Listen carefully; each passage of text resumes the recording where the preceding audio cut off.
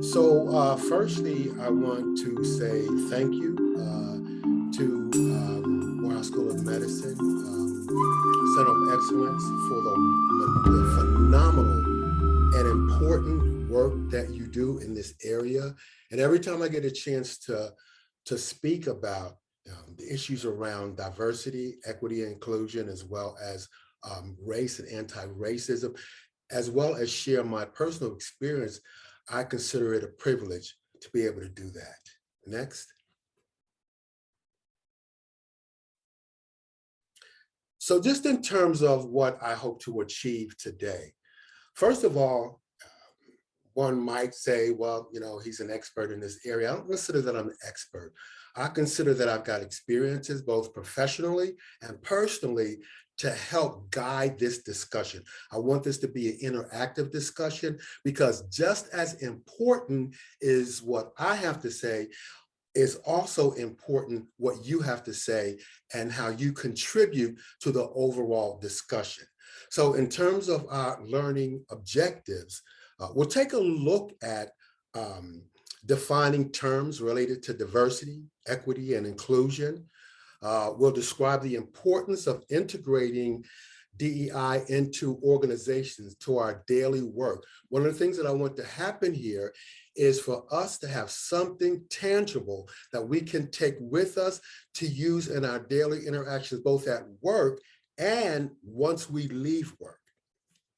Also, I'd like to outline the meaning of diversity, equity, inclusion for particularly in approaching substance use disorder and opioid use disorder prevention, treatment, as well as recovery. Also analyze some myths and misconceptions around DEI. Also, we are going to be analyzing the intersection and impact of structural as well as systemic racism, and also take a look at language and how we communicate and interact with individuals and groups from different cultures. So I want to do this a little bit different because this is a different take on diversity, equity, and inclusion. And so we're actually going to take a journey. This work is not an event. This work is not something that we just do one time and we think that we're totally competent and then we just go on with our daily life. But this really is a journey into commitment, a journey into change, a journey into doing things differently, and a journey into being an advocate for social justice. So when we talk about diversity, equity, and inclusion, we want to look at it slightly different. We want to take a slightly different direction, but we also want to go deeper. We want to go into a deeper look at some of the nuances that impact our daily interaction with other people. And this last point here, the longest journey is the journey within. Next slide. So firstly, Tanisha talked a little bit about my professional hat that I wear, and I've been fortunate. I consider myself one of the most fortunate people alive to have been able to go back to school and get a master's and a bachelor's and a doctorate and be able to work at universities and talk all over the country and the world, about this kind of a work. But also as important, and probably more important, is the impact of my personal experience as I do this presentation. And the thing is, again, this is not an event. This is a journey. So as we navigate this journey today, you'll see myself reflected in, for example, organizational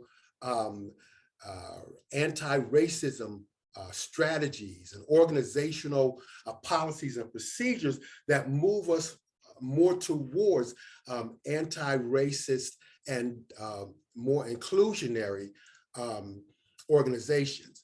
I've been a respiratory therapist for 45 years. In August of 2020, November of 2020, I retired from respiratory therapy after 45 years. So I've spent most of my adult life, from the age of 16 actually until now, working in big medical centers, health centers, as well as university centers. So some of my personal experiences will be reflected as we talk about diversity, equity, and inclusion. And as Kanisha said, I also am just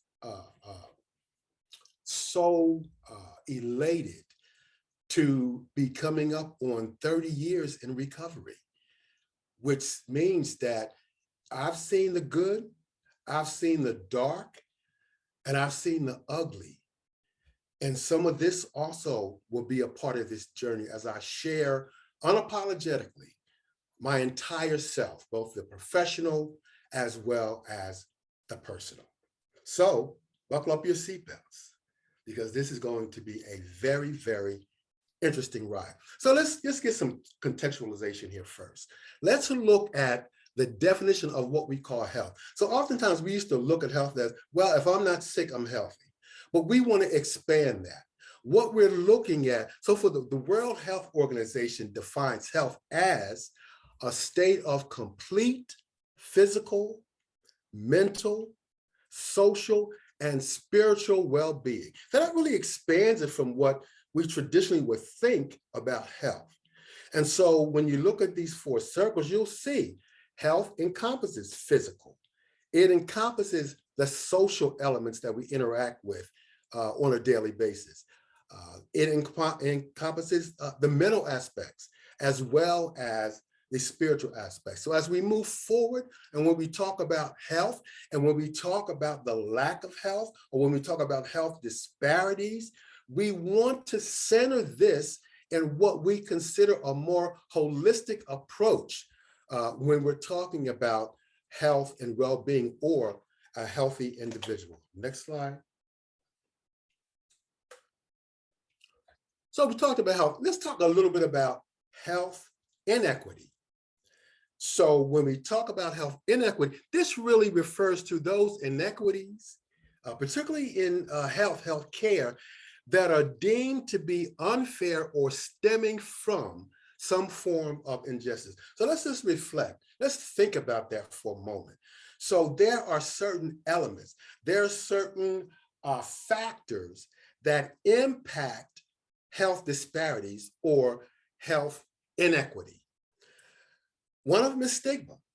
When we look at the notion of stigma, particularly, for example, let's look at HIV/AIDS, and let's look at the disparities in who had HIV/AIDS in the early 80s, which was white gay men, and who has HIV now. What does the HIV epicenter look like now? And it looks like African-American gay men.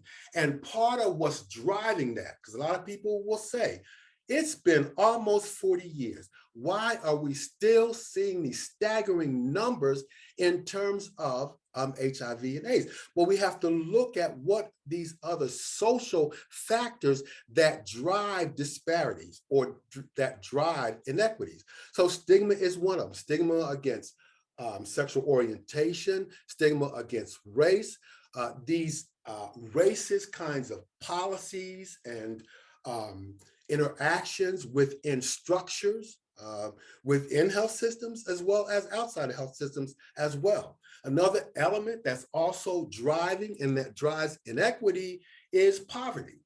And so particularly this egregious lack of access, particularly for BIPOC persons, Black, Indigenous people of color, in access to quality health care. So that's one of the drivers of inequity, another driver. And the other one, of course, and we'll be talking more about this, is racism. Racism is consistent throughout our society, it's pervasive, and it's inherent in almost every single structure within our American society. Next, please. So we've gone from health to health inequity. Now let's look at disparity, health disparity. So I think Healthy People 2020 does a great job of sort of describing and defining it. So when we talk about health disparity, it's a particular type of health difference that is closely linked with social, economic, and or environmental disadvantages. And they can be seen when you look at the left-hand column here, they can be seen in these societal factors. So race also contributes or is impacted by health disparity. Sex, sexual orientation, one of the factors, age, and as we go down the line, disability, economic status, ethnicity, all of these are things or factors that when we talk about disparities, they are impacted by these institutional and these structural disparities that we see. Next slide. So there are other factors. So when we're looking at disparities, you want to move beyond just those factors that I just mentioned, because they're the more obvious ones. But when we really look at these other factors, they're just as important that drive disparities. So education is one factor. Nutritional food, so being in environments and neighborhoods where there's not enough quality, healthy foods that's easily accessible. Housing, very, very important. And when we talk about housing, we're not just talking about just regular housing, but also in terms of recovery. Do we have housing available for recovery, for long-term recovery care or continued care that is appropriate for in BIPOC individuals, as well as individuals from marginalized communities, such as LGBTQ? Do we have housing available that is safe and that is affirming in terms of transgender persons as well? We'll talk a little bit more about that. So these are other factors that also drive health disparities. Health insurance, those that have health insurance, those that don't have insurance. Just my own personal journey, when I actually had health insurance, I had much, much better access to rehabilitation centers, recovery centers, as well as long-term housing. But once I no longer had that protection, it was very difficult to find a recovery house or a rehabilitation center that what I consider to be a safe place, a place where I could really get the help that I needed. There were issues around racism. That's very pervasive. Issues around providing a safe space to be able to share who I am. And so while ultimately I was able to find a respite in a 12-step program, which has really been my lifeline, the journey, here's what we're talking, this is where the journey is. The journey was full of barriers, full of great learning experiences, but also full of missteps in terms of getting what it is that I actually needed. And again, lastly, clean water and non-polluted air as well. Next. So let's take a deeper look. It's part of the journey. We're going a little bit deeper in terms of what is equity, what is diversity, and what is inclusion. Now, we throw those terms around rather loosely, but do we really know what they encompass? When we say that we have an organization, that we have a space that's diverse, that's equitable, and that's is inclusion, what is it that we really, really mean? What does all of this encompass? Next slide. So let's look at the D in diversity. So when we look at the meaning, diversity simply means that there's a variety of different kinds of people within your organization, based on race, based on age, based on color, just a variety of different people within your organization. Now, to just say that an organization is diverse is just not enough, because you can have a diverse organization, yet the voices of the staff, voices of your community are not being heard. And as you see in the next couple of slides, diversity is just a start. Next slide. So let's look at equity and dive a little bit deeper on our journey when we're talking about equity. So there's a difference between equality and equity. And some would say, well, I do, in my organization is colorblind, and we promote equality across the board. And when you look at some of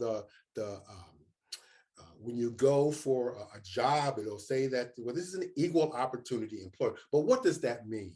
When we're talking about equality compared to equity, those two things are different. What we are striving for equity and not equality. And if you look at this, and I love this picture here because it just says so much. When you look at the boxes that these 6 persons are standing on, let's look what equality offers us. Now you got these 2 trees, and what this says, the tree of life.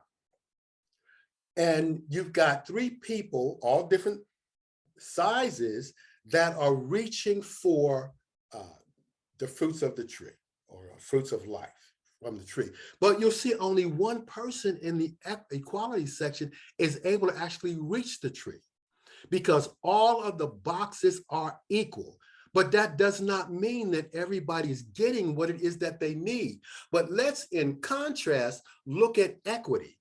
So equity says that we need to provide resources, we need to provide services based on individual needs. So when you look at these 3 boxes on the right-hand side, you'll see the first box, is appropriate for the first person. But the second person needed a little more help. So we added 2 boxes there instead of 1 in order for them to get what they need.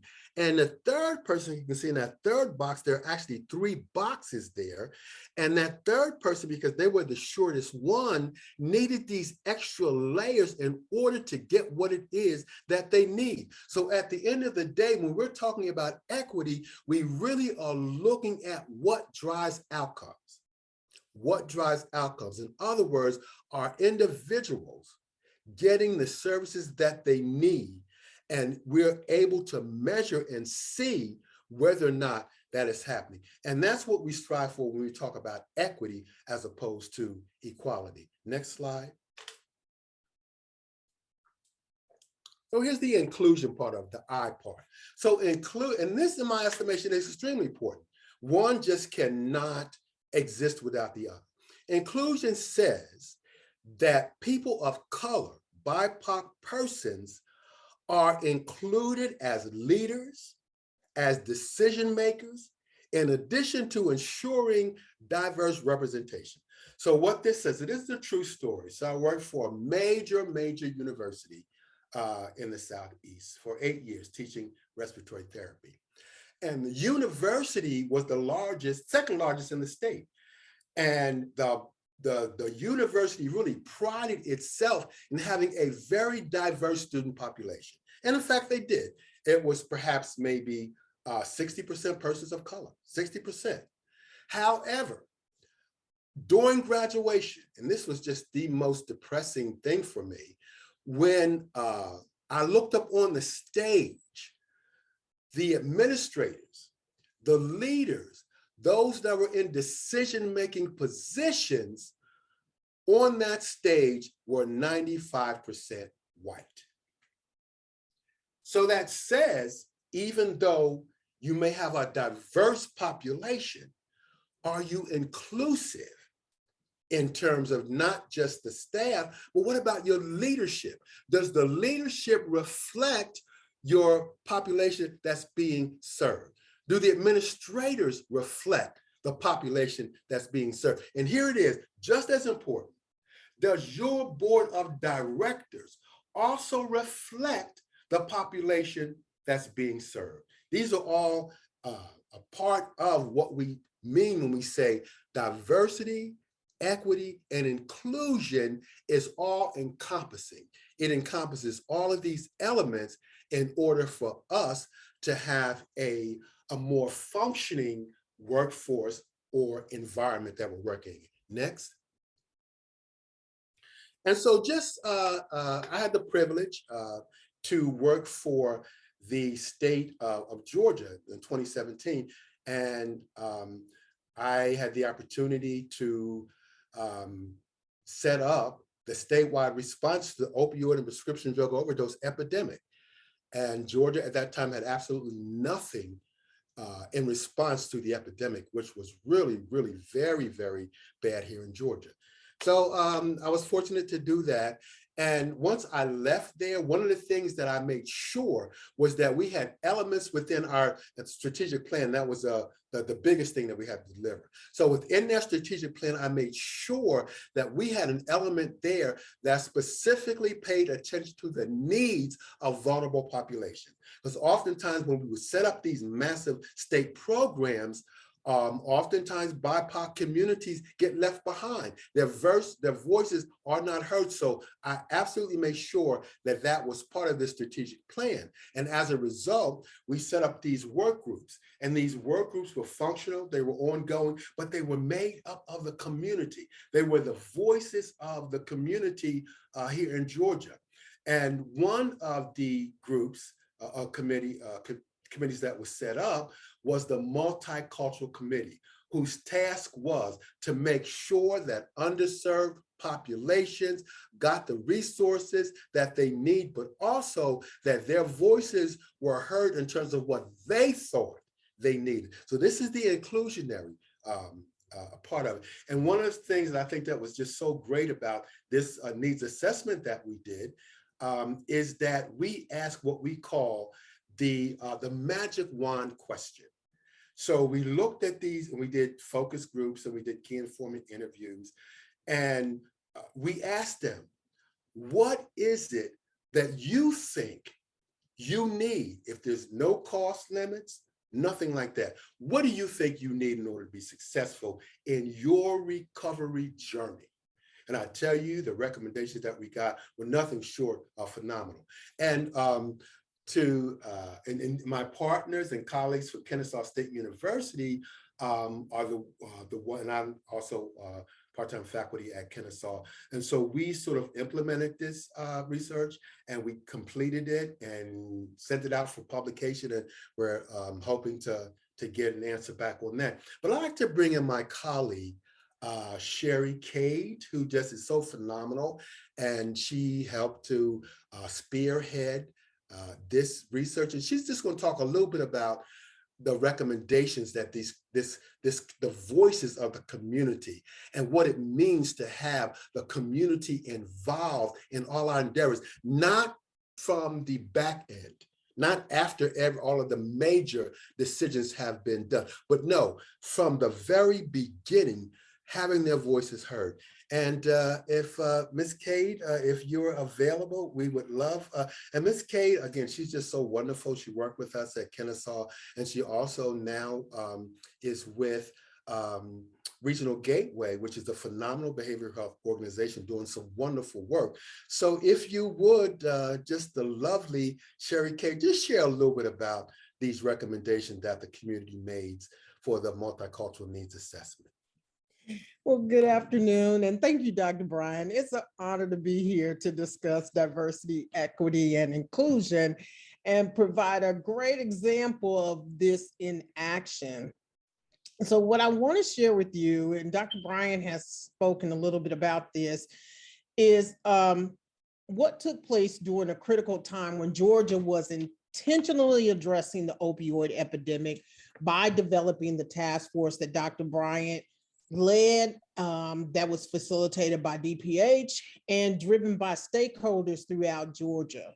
Now, the task force aimed to develop solutions in about 7 different areas, which included prevention and education, treatment and recovery, prescription drugs, and other things like harm reduction. Within a year, a working strategy was developed. And I say working because implementation had begun by many of the committees. In addition, our first state convening to present and further engage about the planning was held. Now, during this meeting, we clearly identified that our plan was not diverse, equitable, or inclusive because it primarily offered solutions to white Georgians. mainly because we lack data for other cultures. So with that being said, like Dr. Bryant mentioned, the Multicultural Committee was formed along with the Maternal Substance Use Committee. And I believe, if I'm not mistaken, the Hospice Committee was also formed at that time. Now, the Multicultural Committee knew our immediate job was to identify the needs within diverse communities by hearing their voices and disseminating our critical information to the public and our committees to ensure that diversity, equity, and inclusion ran throughout our efforts. So what do? We submitted a funding proposal to Georgia's DPS, and we got that funding to allow us to do the research, again, that Dr. Bryant mentioned. We brought together an interdisciplinary team of researchers to look at the journey that was taken by seniors, LGBTQ, veterans, African Americans, Latinos, college students.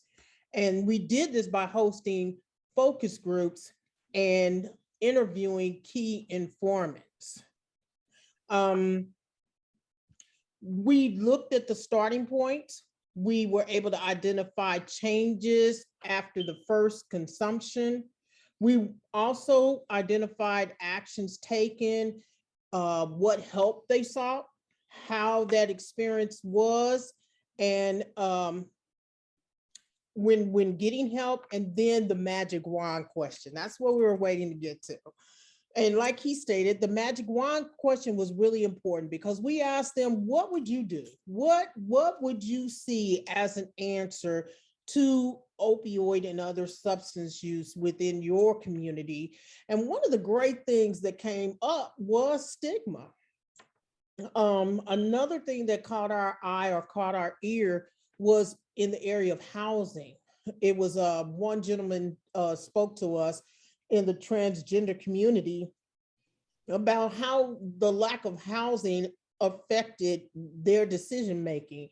They were unable to get it because they may have had used opioids or other substances, but if you did not have AIDS or HIV, you did not get housing. So many of them made the decision to get HIV or AIDS.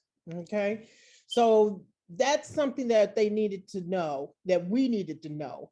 They also stated that there needed to be a rising awareness about different cultures. Now, the key informants also gave us some good information. And this was senior staff in direct service positions. And they stated that different cultures were not prescribed at the same rate. They also talked about stigma. They also talked about the absence of linguistic and culturally appropriate services, which all are critical. So let's talk about the impact that has been made by the multicultural committee coming about. In addressing the opioid crisis, Georgia is now looking at all substances and not just opioids, because initially when the task force was addressing this, it was mainly about opioids, and many of the group refused to even include other substances. The multicultural group has signed off on legislature requests to be decision makers for how opioid settlement funds will be dispersed. That's huge, because before we were being left out of the picture on how that was going to happen, and $626 million is currently coming down the pike. And we wanted to make sure that not only multicultural groups, but rural communities were having that funding funneled to them. After the delivery of our report, we have completed our first publication, and we are now working on our second. Also, we facilitate Answers Health Fairs throughout Georgia, and we have government, local, and national partners We're partnering with rural communities, and we are extending our research through these health fairs to identify the needs within these communities.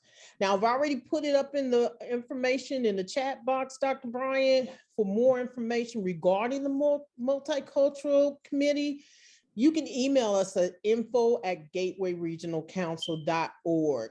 Also, for the multicultural needs assessment, you can look on the web at dph.gov, georgia.gov, or you can go to dbhdd.georgia.gov, and there is an article up about our needs assessment as well. Thank you for having me, Dr. Bryant. Thank you. I'm giving you a Zoom hand clap. Thank you so very, very, very much. And again, it's just an honor to have been working with Ms. Kay. But the thing I want you to take home from this is how important it is in whatever area that we are working in to have the voices of our community heard, not at the back end, but as often as possible, have those kinds of relationships with the community so that their voices can be part of any ongoing strategies. And, you know, as a respiratory therapist, I saw that firsthand in my specialty area. There was the cardiac step down. So these were children actually who've had cardiac surgeries, major cardiac surgeries, but because their parents and their families had been with them through the whole process, very arduous, long healing process, we brought them back so that they can help inform our efforts, so that they can say to us, what can we do better? What are some of the things that, what are some of the barriers that you faced? And also, while this is still on my mind, I want to just say this. When we invest in diversity, when we invest in inclusion, it benefits the whole organization. Because here's what happens. At this particular organization, the hospital, families come back and they, on holidays, they provide food for employees. They have special kinds of dinner for the entire staff to show their appreciation. Many of them come back and volunteer at the organization. So when we invest in diversity, equity, and inclusion, we get back things that will benefit the organization. Next. So let's look at, let's go back to the previous slide. Yeah, the previous slide, please. Before that. That one. So let's just take a look at just a little bit of data. I don't want to inundate you with data, because also often when we do this presentation, it's one data slide after the other. But I do want you to sort of reflect on some of these numbers because they're important. And what this says is how important this work is for us to continue. Next slide. So let's just look at some national health disparities. So we're still with health disparities, but here's some of the national data that I want you to reflect on and think about. And this may be a little turn in our journey, but nevertheless, it's important. Maternal health is important to sort of get a sense of a nation's health. And so when we look at Black maternal deaths, they are 3 to 4 times higher than white maternal death. And this is related to access and quality of care. And given the political climate here, this is even more imperative for us to deal with. And let's look at this next point.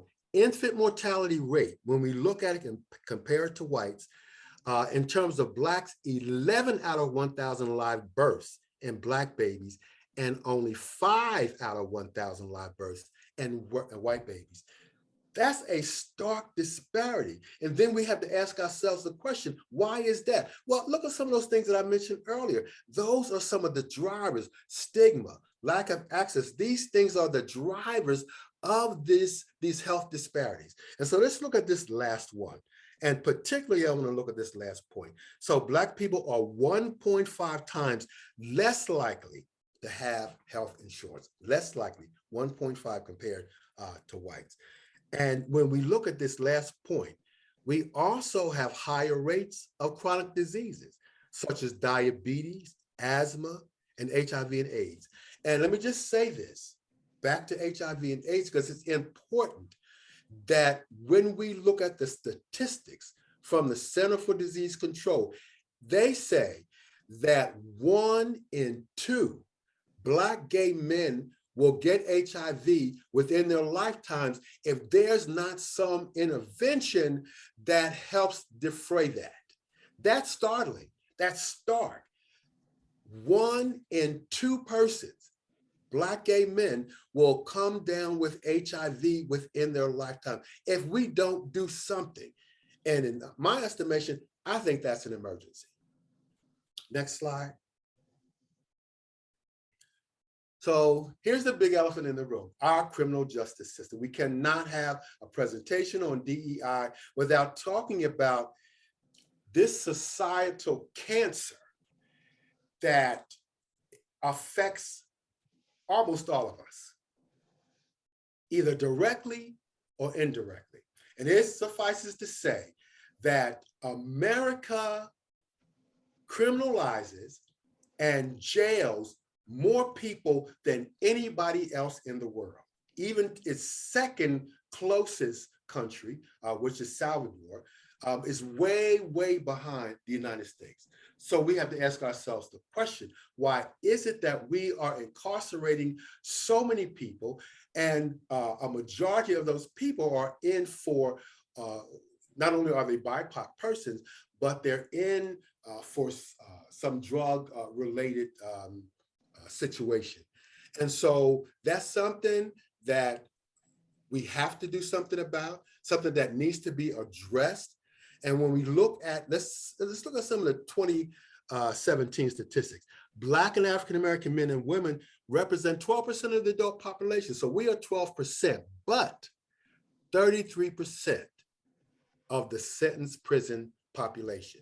And we look at federal prisons, 80% are BIPOC. When we look at state prison, 60%.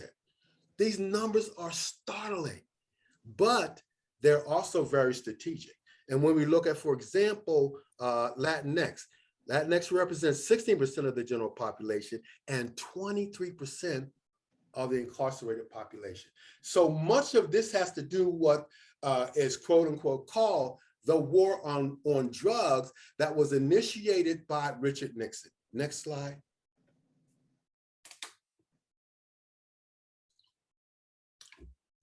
Next slide, please.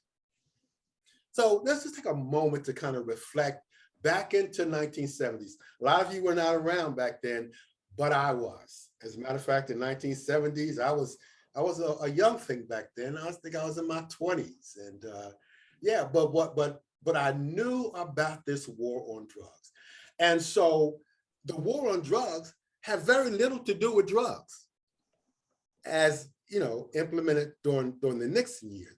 And what we later know to be the truth, this came out many years later by one of his aides, Ehrlichman, says that Nixon never was concerned about drugs. He was concerned about two things. He had two arch enemies. One of his arch enemies was African Americans and the Civil Rights Movement. The second one was hippies and those anti-war persons. Both of them he considered enemies. And he knew that he could not jail people based on those two things. So what he did is manufactured a drug crisis and jailed people from both of these populations based on criminalizing them on the news on a daily basis in terms of this war on drugs. And Ehrlichman, which was one of his aides, came out many years later and says there never was a war on drugs. He was never really concerned about drugs per se. He had these two enemies that he had to deal with, that the communities that he had to dismantle, and that's really what the war on drugs were all about. Next slide. You know, this young gentleman, Jay-Z, who was Beyonce's husband, he does a remarkable job, along with an individual called believe her name is Cranapple. They put this short video together that I want you to watch. But I want you to do more than just watch it. I want you to reflect on it. And I want each of you that's within the sound of my voice to write down at least 2 things that you're going to put in the chat that you got out of this video. What popped for you? What got you angry? And what is it that you're saying to yourself needs to happen right now? So let's go ahead and play the video, if you will.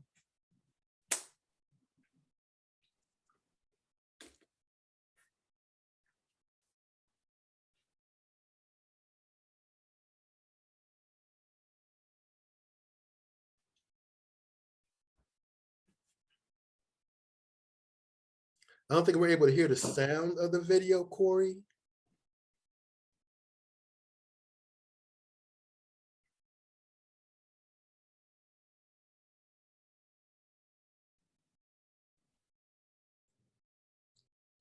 We're working on the sound, Dr. Bryant. Okay, great. But while we're waiting on it, I think that this video really looks at things that we never even considered when we're talking about the war on drugs and who the war was about and how it dismantled communities. And so one of the things that was just very glaring was this attack, against Martin Luther King and trying to disrupt the civil rights movement. And this was the FBI that tried to do this and just stigmatize him and just really wanting to dismantle his efforts in terms of civil rights. And so this video really sort of captures that. Do you have a sound? I think we had a sound, Dr. Bryant. Okay, let's roll. All right. Action. In 1986, when I was coming of age, Ronald Reagan doubled down on the war on drugs that had been started by Richard Nixon in 1971. Drugs were bad, fried your brain, and drug dealers were monsters. The sole reason neighborhoods and major cities were failing. No one wanted to talk about Reaganomics and the ending of social safety nets, the defunding of schools and the loss of jobs in cities across America. Young men like me who hustled became the sole villain, and drug addicts lacked moral fortitude. In the 1990s, incarceration rates in the US blew up. Today, we imprison more people than any other country in the world: China, Russia, Iran, Cuba. All countries we consider autocratic and repressive. Yeah, more than them. Judges' hands were tied by tough on crime laws, and they were forced to hand out mandatory life sentences for simple possession and low-level drug sales. My home state of New York started this with Rockefeller laws. Then the feds made distinctions between people who sold powder cocaine and crack cocaine, even though they were the same drug. Only difference is how you take it. And even though white people used and sold crack more than black people, somehow it was black people who went to prison. The media ignored actual data to this day. Crack is still talked about as a black problem. The NYPD raided our Brooklyn neighborhoods while Manhattan bankers openly used coke with impunity. The war on drugs exploded the US prison population disproportionately, locking away Black and Latinos. Our prison population grew more than 900%. When the war on drugs began in 1971, our prison population was 200,000. Today it is over 2 million. Long after the crack era ended, we continued our war on drugs. There were more than 1.5 million drug arrests in 2014. More than 80% were for possession only. Almost half were for marijuana. People are finally talking about treating addiction to harder drugs as a health crisis, but there's no compassionate language about drug dealers. Unless, of course, we're talking about places like Colorado, whose state economy got a huge boost by the above-ground marijuana industry. A few states south in Louisiana, they're still handing out mandatory sentences for people who sell weed. Despite a booming and celebrated 50 billion legal marijuana industry, most states still disproportionately hand out mandatory sentences to Black and Latinos with drug cases. If you're entrepreneurial and live in one of the many states that are passing legalized laws, you may still face barriers participating in the above ground economy. Venture capitalists migrate to these states to open multi-billion-dollar operations, but former felons can't open a dispensary. Lots of times those felonies were drug charges, caught by poor people who sold drugs for a living, but are now prohibited from participating in one of the fastest growing economies. Got it? In states like New York, where holding marijuana is no longer grounds for arrest, police issue possession citations in Black and Latino neighborhoods at a far higher rate than other neighborhoods. Kids in Crown Heights are constantly stopped and ticketed for trees. Kids at dorms in Columbia, where rates of marijuana use are equal to or worse than those in the hood, are never targeted or ticketed. Rates of drug use are as high as they were when Nixon declared the so-called war in 1971. 45 years later, it's time to rethink our policies and laws. The war on drugs is an epic fail.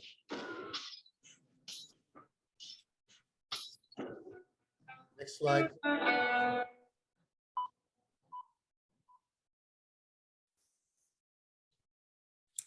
So when you think about this, and what I'd like to do now is I'd like you to reflect, and I'd like you to use the chat. Kanisha is going to monitor the chat, and tell me what your first impression was. What did that do to you, or what did it do for you?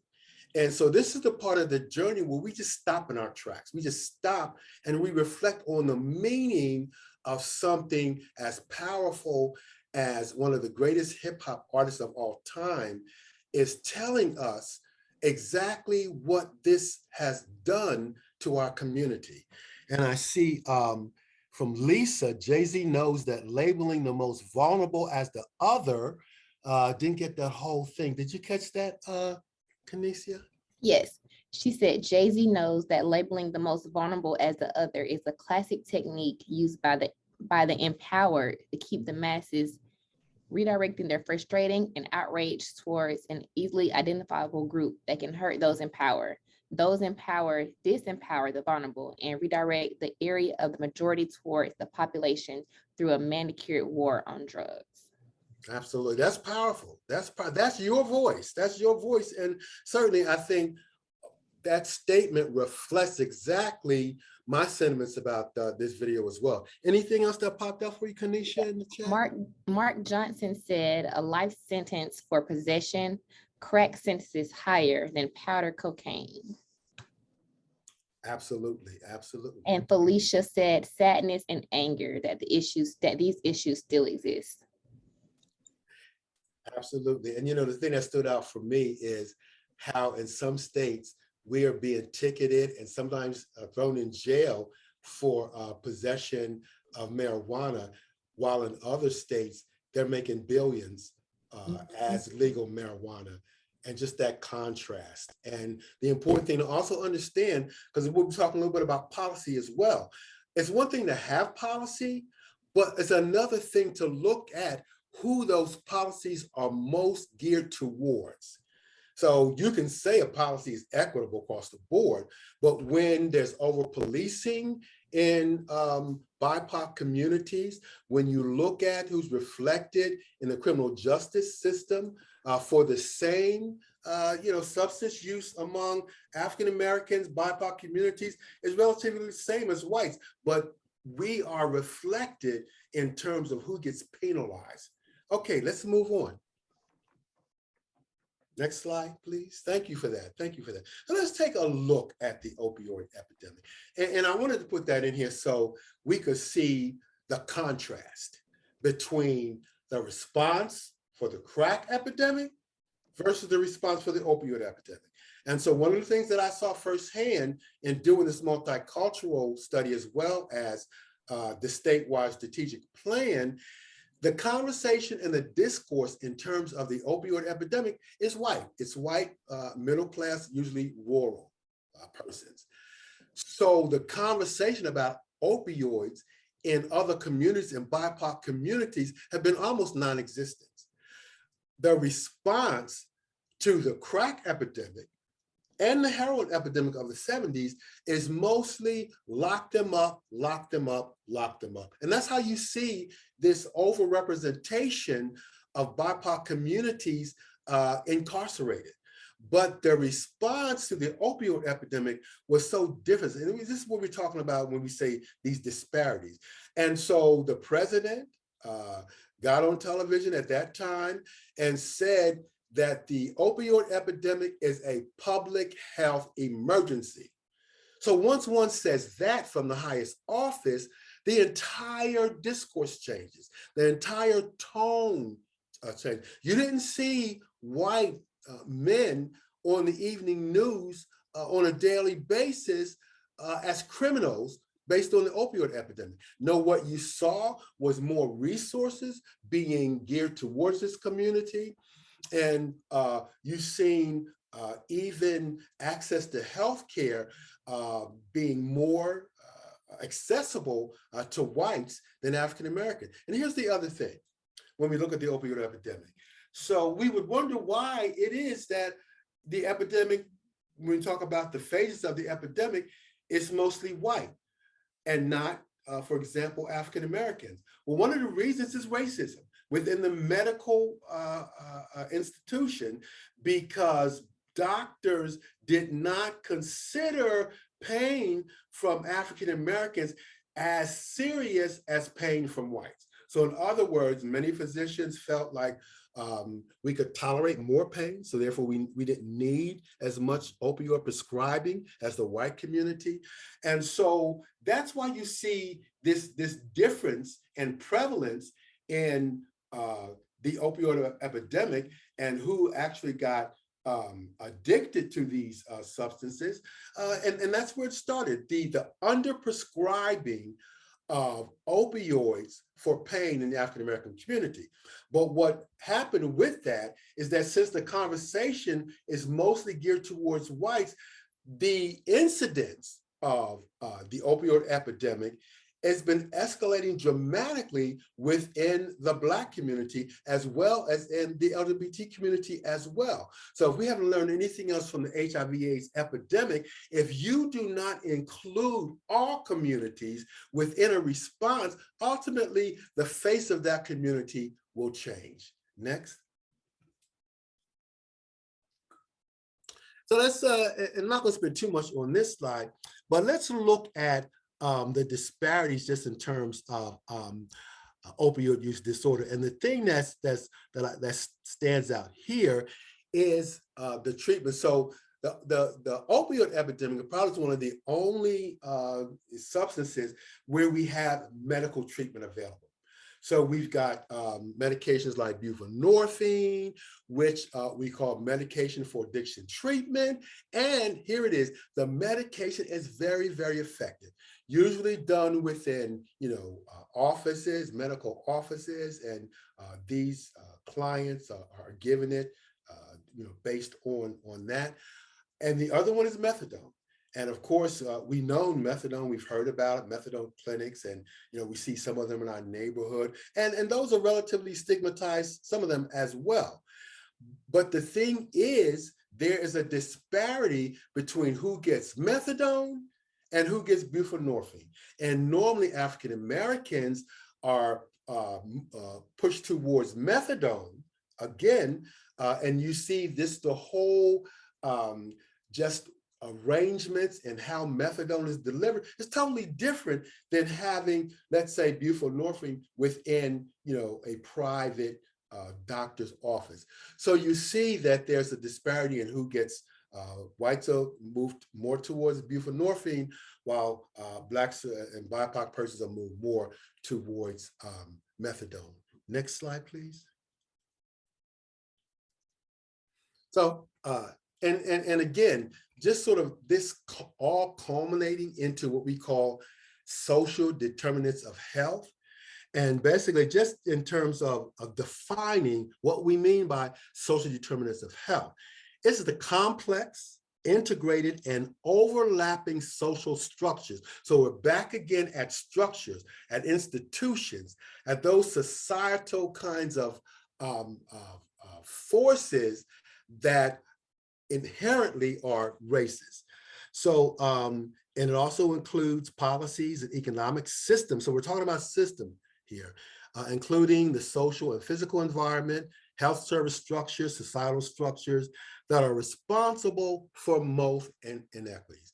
And so what we're seeing here, and what I hope is very clear, is that these structures, these institutions are the elements that perpetuate these social determinants of health or these inequalities. And you can see pictures here from housing, incarceration, some of the things that we mentioned already, but these are the structures, again, that racism is inherently embedded in. Next slide.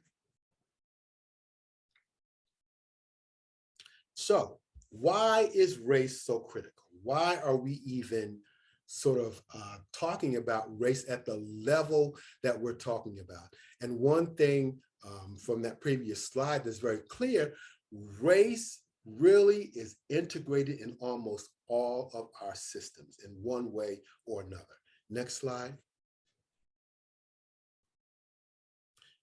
So when we talk about structural racism, we're going back to these structures again. And just some examples of what we mean. So when we talk about structural racism, this refers in totality of ways in which societies foster racial discrimination through these mutually reinforcing systems. And again, these circles sort of reflect these systems. You got transportation, and we know historically about transportation, civic participation, who can and who cannot. We can see a concerted effort to dismantle our voting rights, childcare, employment, health, and environment. So these are all, they're not all, these are just some of the structures that sort of interconnect with one another to, again, perpetuate what we call structural racism. Next. So here is another one of the elephants in the room, critical race theory. So I put this in here because it's important for us to understand, firstly, what critical race theory is and what is happening in terms of our history, our BIPOC history. So critical race theory really examines the previous and current social, cultural, and legal issues as they relate to race and racism. So this was really invoked in the 70s, actually started in the 70s and sort of matriculated through the 80s and 90s. And this was an opportunity to really look at historically how race has sort of been integrated into these structures historically, from the civil rights movement to Jim Crow. So this is really our history. And most importantly, what we've gone through to get to where we're at today.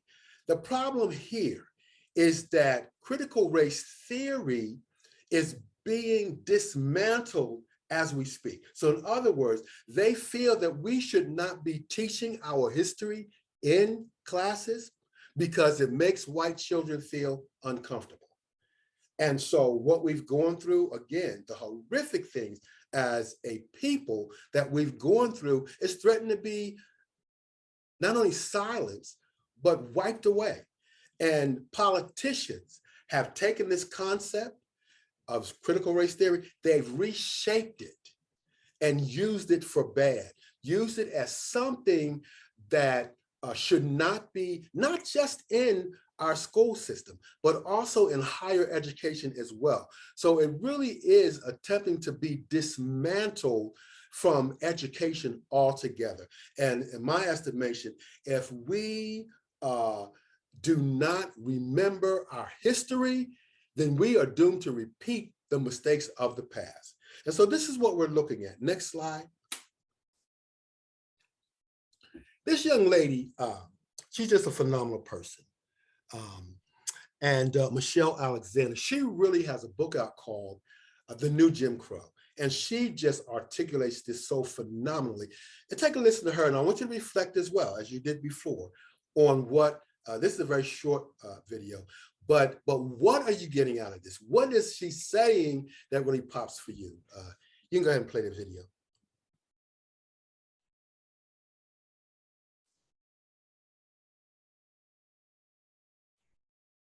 Jim Crow was a system of laws, policies, and customs that operated to discriminate against African Americans in virtually every aspect of social, political, and economic life. Well, Ask yourself if some of the rules and laws governing felons today kind of remind you of a bygone era. Denial of the right to vote, right? 47 states and the District of Columbia deny prisoners the right to vote. But that's just the tip of the iceberg, because in the United States, pretty much the only country in the world that denies people the right to vote once they've been released from prison in many states. In fact, about 1 out of 4 African-American men have been permanently disenfranchised in a few states as a result of felon disenfranchisement laws. And nationwide, the figure is about 1 in 7. Employment discrimination. Employment discrimination, perfectly legal once you're branded a felon, right? Job applications ranging from Burger King clerk to accountant, got the box. Yeah, got to check that box if you've ever been convicted of a felony.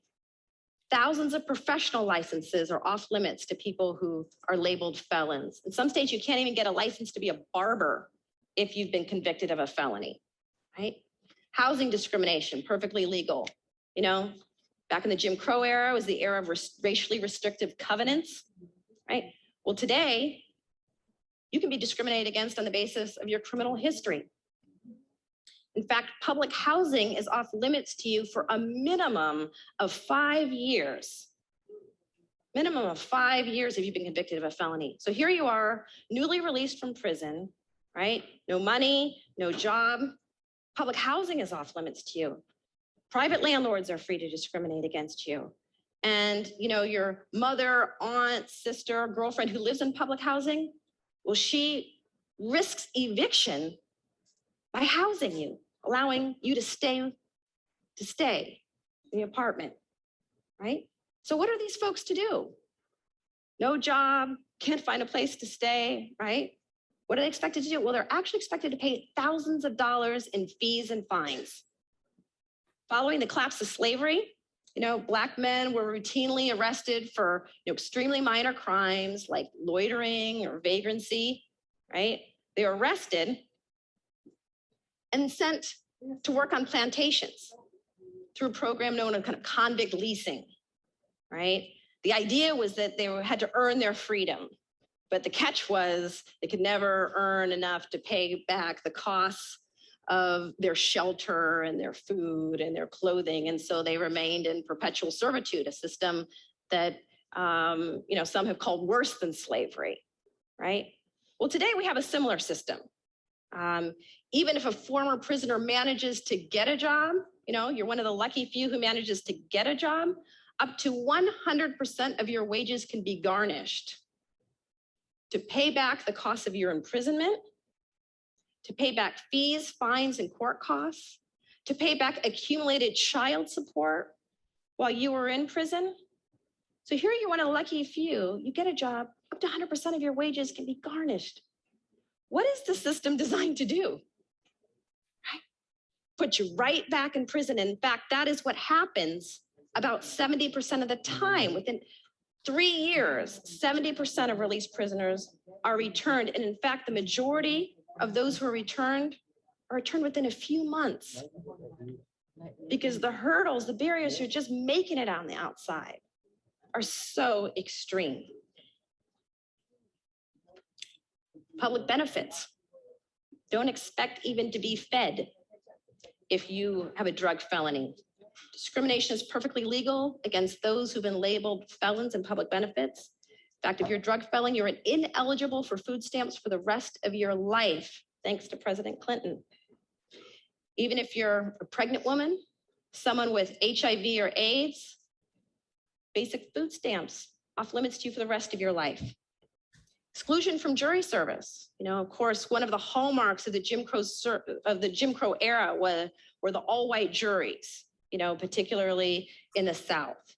Well, today, those labeled felons are automatically considered ineligible for jury service. In some areas of the country, the all-white juries come roaring back because such a large percentage of the African-American community is deemed ineligible for jury service. Now get this, even if you haven't been branded a felon yet, if you have negative experiences with law enforcement, That disqualifies you from serving on the jury if it might lead you to be, impartial in a criminal case. So good luck. In many communities of color, finding someone who has not yet had a negative experience with law enforcement that just might justify your exclusion from a jury. But as bad as all the formal barriers, to political, economic, and social exclusion are, as bad as all these formal barriers are, in my experience, many people labeled criminals find the stigma the hardest to bear. It's not just the denial of the job, but the look that flashes across an employer's face when he sees the box has been checked. It's not just the denial of housing, but being a grown man having to beg your grandma for a place to sleep at night because nowhere else will take you in.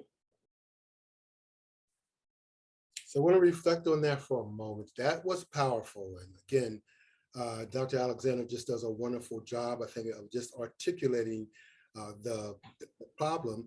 But also, if you get a chance to look at her book, The New Jim Crow, she just does a wonderful, wonderful job. And so we're going to kind of just reflect on this for a moment and just, kind of get a couple of ideas from this in the chat. But what popped for you? What are your thoughts in terms of what Dr. Alexander talked about? So anything in the chat yet, Kanisha? Not pertaining to the video. Okay. Not quite Well, yet. yeah, we can come back to that and Yeah. let's move forward. Okay. So here we go, my favorite slide, action. What are we going to do? We're going to take this next 10 minutes or so to really look at, and you can write these down. I mean, there's nothing wrong with a pencil on a piece of paper kind of writing down these ideas. But Tony Robbins, I think, really sort of captured the essence of what we're trying to do here. You see in life, lots of people know what to do, but few people actually do what they know. Knowing is not enough. You must take action. Next. Very, very important. Our organization should be doing this DEI work. This was a mandate and executive order called Executive Order 13958. And this is the Biden administration. And I want to read a slice of that verbatim. So this executive order is from the highest level of government that tells us we ought to be doing this work. It says the federal government should pursue a comprehensive approach to advancing equity for all, including people of color and other historically underserved, marginalized, and adversely impacted people. And so that's powerful. That is saying to these organizations that the work of diversity, equity, and inclusion ought to be something that you are incorporating into your business model. Next. Let's talk a little bit about cultural humility. So all too often we hear the term cultural competency. Well, we want to expand that. In our journey, we want to take that a little bit further to cultural humility. So what does cultural humility mean? That means that we make a personal commitment to be more educated about diverse populations, that we make a personal commitment to, first of all, check our own biases. Everyone comes to the table with some kind of bias, including myself. But cultural humility is an ongoing process. It's a lifelong process and commitment to really, really learning about and working with persons from different populations. Next. And so this is a little bit harder to see, but the addressing framework, this is a powerful piece of work done by Pamela Hayes.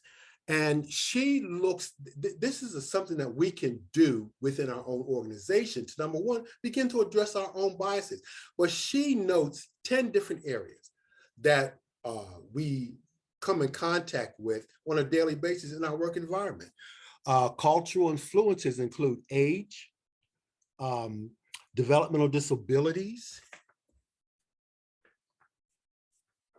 acquired disabilities, religion and spiritual identity, ethnicity and racial identity, socioeconomic status, sexual orientation, indigenous heritage, national origin, and gender. So what she is saying, these are the areas that we need to take a look at in terms of where we have privilege and in terms of where we may not have privilege. Next. So on this slide, and again, this is a little bit more difficult, but on the right-hand slide, it really is an example of how you can identify what areas or what groups you may have a difficult time working with. And so on the first-hand column, it really looks at those 10 areas that I just talked about. And in the middle, it kind of asks you, well, where do you fit? And in that third column, it really asks you, what are the implications for your work? So one example, let's go down to sexual orientation. So this particular person, in terms of how he identifies as gay. So he would be, one of the populations that's marginalized. And he goes on to say that he has a difficult time working with people who follow a strict and literal interpretation of scripture. And so he probably would have a difficult time working with anyone that sort of hold those kinds of ideologies. Myself, for example, I had identified and confront my own bias against transgender people, and really look at, why that was and confront that. And I tell you, let's go into the next slide. It wasn't until I got into recovery that one of the things that we do is we have sponsors and sponsees. And so I just happened to get a transgender person to sponsor. And I tell you, the stories that we exchange with one another, I just reached a whole nother level of empathy. But when we talk about intersectionality, and Kimberly Crenshaw really coined this beautifully, but we look at these different kinds of identities, these different kinds of social factors that impact who we are. And so, for example, here you'll see a transgender person that may be impacted by stigma against sex work, transphobia, racial discrimination from majority community, homophobia within the African-American community, violence. There's just an overarching violence against trans person recently. So these are the things that when we're talking about working with these communities, we have to begin to understand these are the things, these are the identities, these are some of the factors that people bring to the table when you are working with them. Next. So how to become an anti-racist leader? And when we talk about anti-racist strategies, we got to talk about starting at our leadership. And so one of the things, and most important thing, is that our leaders make a commitment to diversity, a commitment to inclusion, and a commitment to equity. They have to lead the way, and they can model the change at work. Invest in diversity. All too often we see these organizations that are popping up with diversity, equity, inclusion committees, but they don't have resources to enforce what's necessary. So in addition to just acknowledging that there's a need, there needs to be resources associated with that as well. And as I mentioned earlier, the leadership should also reflect the population that's being served. And particularly around the issue of recruitment. All too often I hear people say, well, I can't find certain populations. I can't, find someone, I couldn't find an African-American for this position. But when we look at our recruitment strategies and how we do that, do we have relationships with the community? Do we have relationships with faith leaders, those kinds of things that we can really get into the community so that, that our workforce can, again, reflect more of those individuals that we're working with, but also that they are in decision-making position and that the ideas are ideas that are reflected from the community as well. Next. So I think this is next to the last slide, I think we're coming along pretty good. Are we pretty good, Kanisha? Yes. Okay. So I want to take a minute with this. So how can we shift our organization more towards being an anti-racist organization? Firstly, developing a mission statement that reflects a commitment to diversity.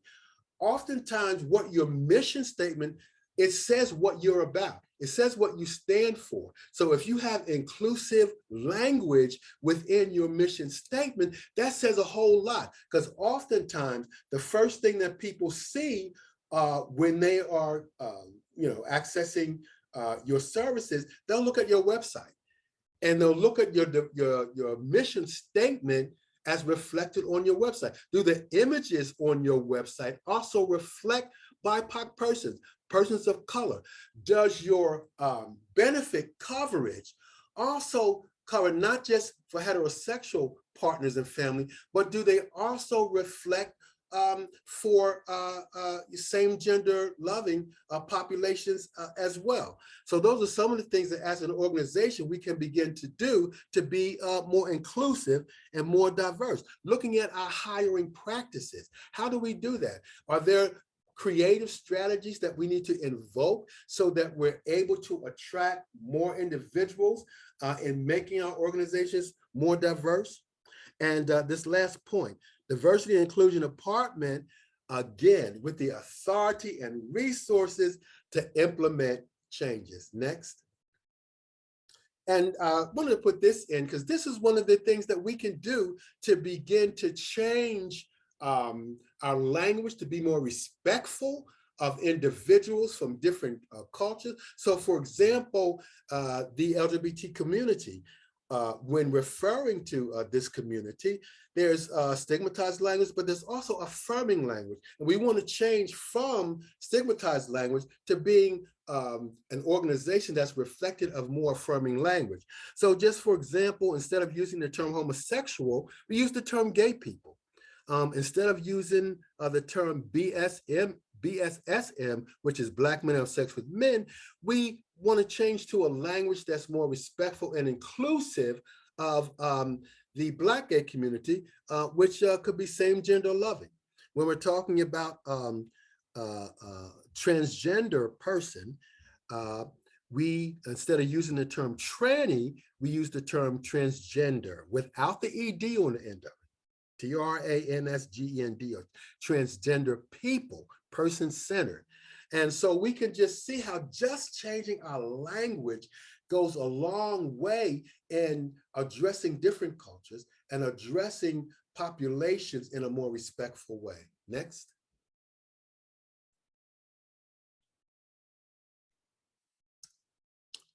So the other thing is providing recommendations just in terms of movies and those kinds of things.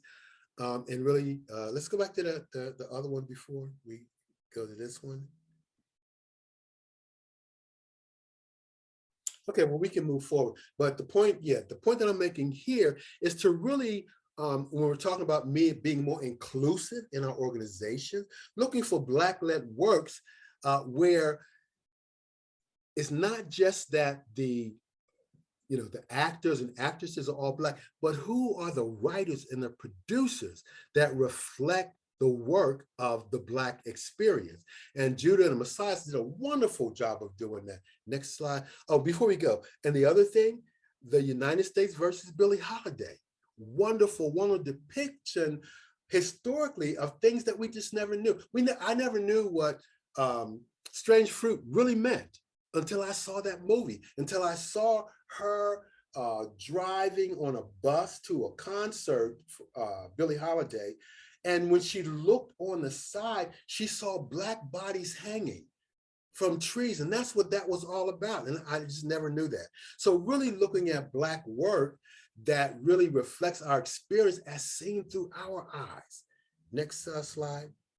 And also one of my favorites, this is my new hero, Ibram Kendi.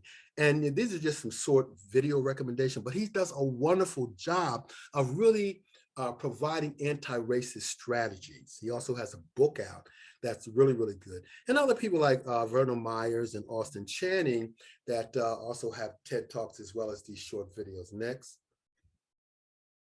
Here is a series that, in my estimation, this was groundbreaking. Pose. I don't know how many people have watched it, but it just was so phenomenal and really capturing the Black gay experience and how we had to come together, particularly during the HIV/AIDS epidemic, because oftentimes we were all each other had. And this was really reflected to the ballroom culture and how that culture really embraced those marginalized individuals that had nowhere else to go, but gave them housing, gave them food, gave them a safe space. And we never knew that. And so Pose does a phenomenal job, I think, of really exemplifying the Black gay experience through its series. Next. So this is, I thought, something that was powerful. And I just love Alice Walker. But she says, I think it annoys God if you walk by the color purple in a field somewhere and don't notice it. That's powerful. You reflect on that for a minute, because what that says is when you see, like, there's in my estimation, no such thing as I'm colorblind. No, when you see me, you see my history. You see, not only the beauty of my color, but if you really, really get to know me, you'll see all of these other things that I'm made of, family, I'm a fashion designer. I'm all of these other things other than what you see. And those things should be appreciated. Those things are part of the holistic person that you are actually interacting with. And I think that's reflected in that quote. Next. So I think this is next to the last slide. And it says, life is a journey, it's not a race. And hopefully I've taken you through a journey. I've taken you through areas that you can see your own life manifested. You can see your own life unfolding, but also you can see where you can make a difference. Like we're all, in my estimation, given a small part of the earth to do a task. And as long as we take responsibility for doing that, then our job is a job well done. And sharing my experience, being unapologetically authentic is the gift that I have. And I'll share it with the world and don't really care about who has a problem with who I am today. It's taken me a long time to get there, but nevertheless, we learn how to appreciate others for all of who they are and be able to use the resources we have, the services, the organizations that we are held accountable for, so that we are open and we are reaching out to populations regardless of who they are or where they came from or their ability to be able to afford our services as well. Next.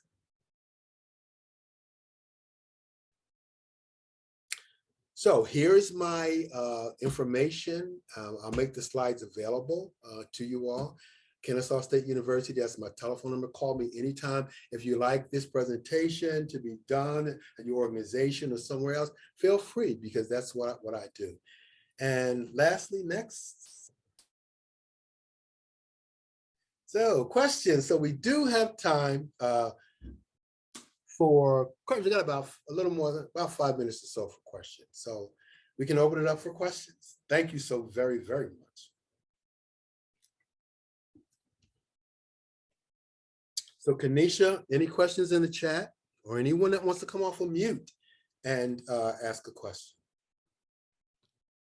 You want me to go through some of the comments? Sure, absolutely. And I'll just go. Someone said, as a member of the drag community as well, Pose did an excellent job of showing how chosen families within the LGBT community often are closer than blood families. It is one of the best representations of the experience on film. Great, absolutely. Absolutely. Someone else said Pose is everything. I'm still shook from Candy's story. And if anybody gets a chance to watch this other video that just came out, it's called Beyond Ed Buck. And one of the, and I can't think of the young ladies, the Latinx a trans person that was in Pose, she actually she had a large part in just kind of talking about the stigma and what trans persons have to go through within society. She does a wonderful job. And so if you get a chance to see that, I definitely would implore you to watch that. It's called Beyond Ed Buck, B-U-C-K. We have a few people just saying thank you. This presentation was powerful. They really needed this information. Someone said Saturday Church is an independent film that predates Pose and had several of the actors in the cast.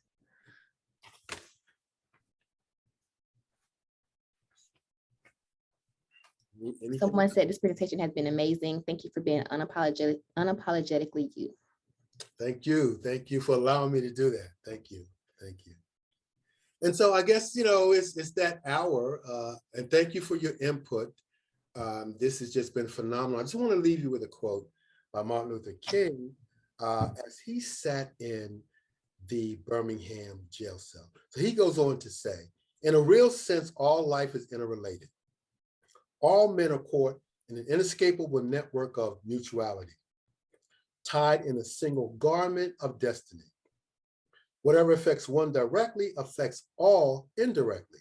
I can never be what I ought to be until you are what you ought to be. And you could never be what you ought to be until I am what I ought to be. This is the interrelated structure of reality. And with that, I will say thank you, thank you, thank you.